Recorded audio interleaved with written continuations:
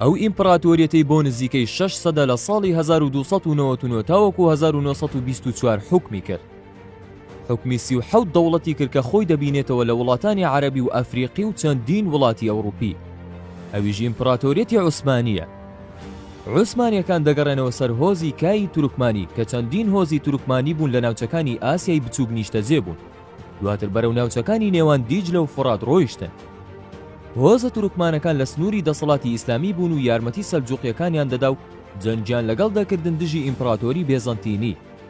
دوای ڕووخانی دەوڵەتی سەلجوقی، عوسمانیەکان دەسەڵاتی خۆیان فراوان کرد و شوێنی سەلجوقیەکانیان گرتەوە و زۆربەی ناوچەکانی سەر سنووریان کۆنتڕۆڵ کرد.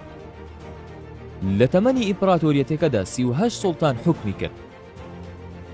لە سوڵتان غازی عوسمان خان کوڕی ئۆرتوغڕۆڵ دەست پێ دەکات و بە سوڵتان عەبدولمەجیدی دووەمی کوڕی سوڵتان عەبدولعەزیزی یەکەم کۆتایی پێدێت.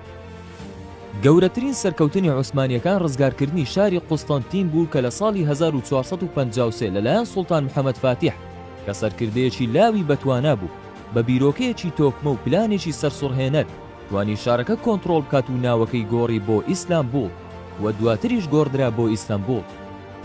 یەکێکی تر لە سوڵتانە بەناوبانگەکانی عوسمانی سوڵتان سولەیمانی قانونی بوو، توانی دەوڵەتەکەی فراوان بکات و ڕوو لە ناوچەکانی ڕۆژهەڵات و ڕۆژاوا بکات.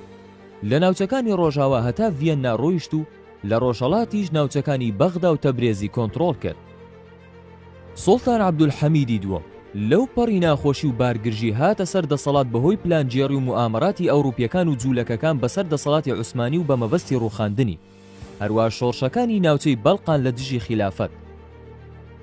ئیمپراتۆریەتی عوسمانی لە جەنگی جیهانی یەکەم لە ساڵەکانی 1914 بۆ 1918 لە پاڵ ئەڵمانیا و نەمسا و بولگاریا بوو لە دژی بەریتانیا و فەڕەنسا و ئیتاڵیا چووە نێو شەڕەوە. ئەمە ژوای کرد دەوڵەتی عوسمانی بە تەواوەتی بەرەو لاوازی بڕوات و ناوچەکانی خۆی لەدەست بدات.